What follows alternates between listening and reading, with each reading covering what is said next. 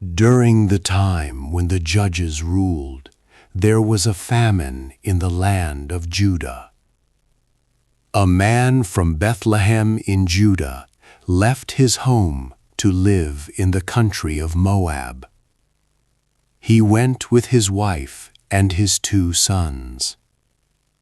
The man's name was Elimelech. His wife's name was Naomi.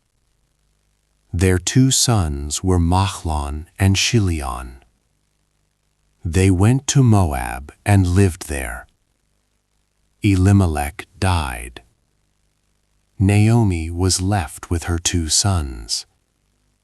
Her sons married Moabite women. One was named Orpah. The other was named Ruth.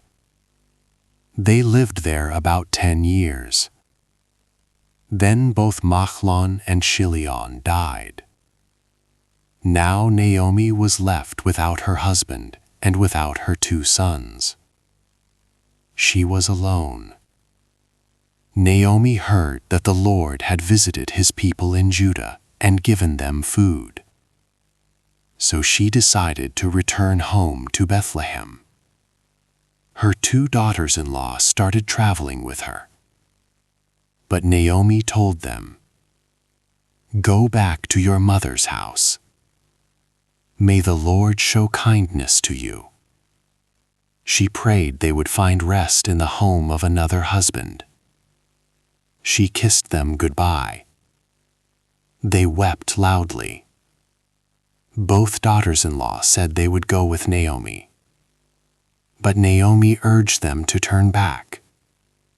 She said she had no more sons to give them as husbands. Her life had become bitter. Orpah kissed Naomi and returned to her people. But Ruth refused to leave. Ruth's defining words. Ruth said, "Do not ask me to leave you. Where you go, I will go.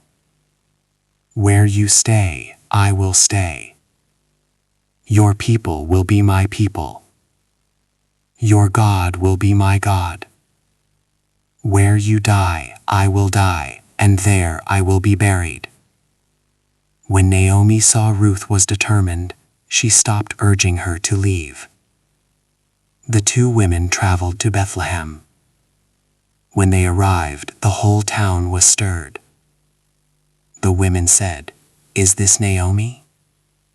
But Naomi replied, "Do not call me Naomi. Call me Mara, because the Almighty has made my life bitter. I went away full, but the Lord has brought me back empty."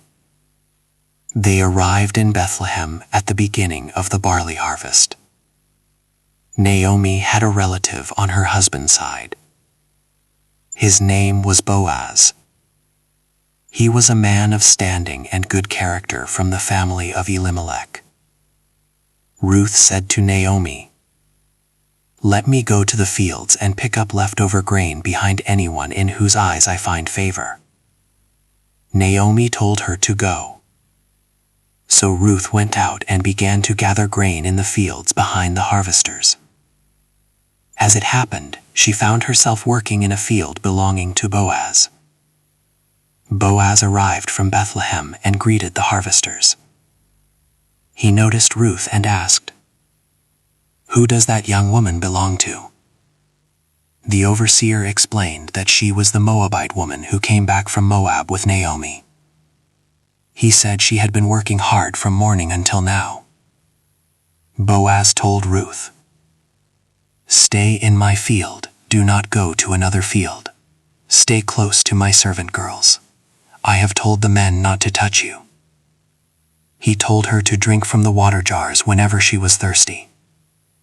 Ruth bowed down and asked why she had found favor though she was a foreigner.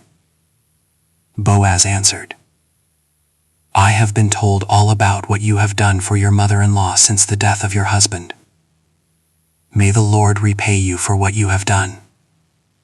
May you be richly rewarded by the Lord, the God of Israel, under whose wings you have come to take refuge." At mealtime, Boaz invited Ruth to eat with the workers. He personally served her roasted grain. She ate until she was satisfied and even had some left over. Boaz then instructed his men, "Let her gather even among the sheaves, do not rebuke her. Pull out some stalks for her from the bundles and leave them for her to pick up."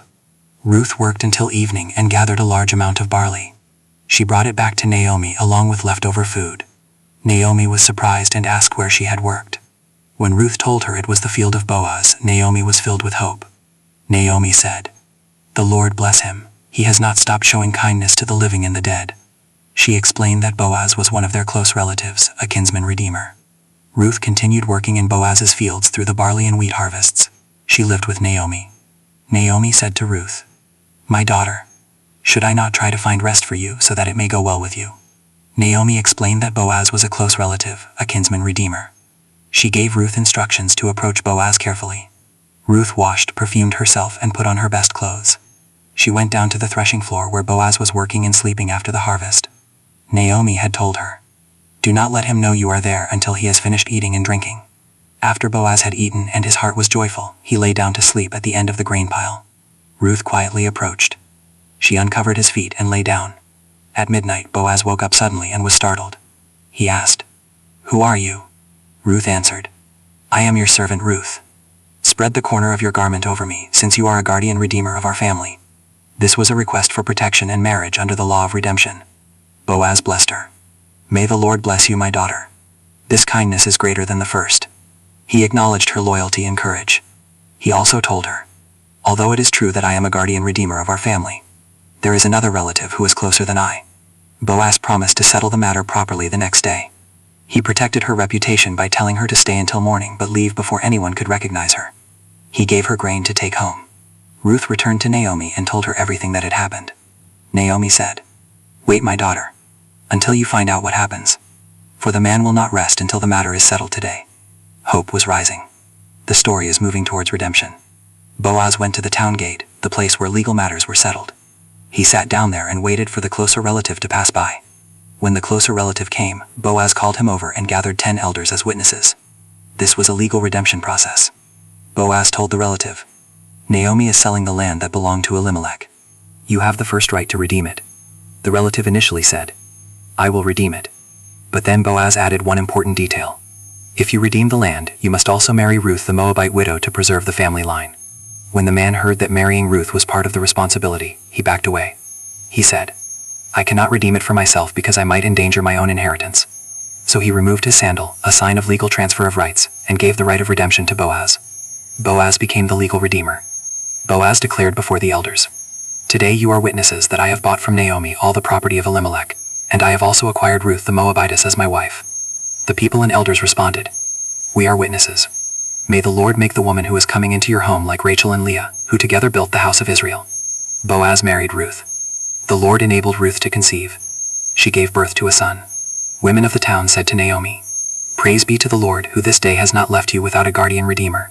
They named the child Obed. Obed became the father of Jesse. Jesse became the father of King David. Ruth, a foreign widow, becomes part of the bloodline of kings. And through this lineage comes Jesus Christ.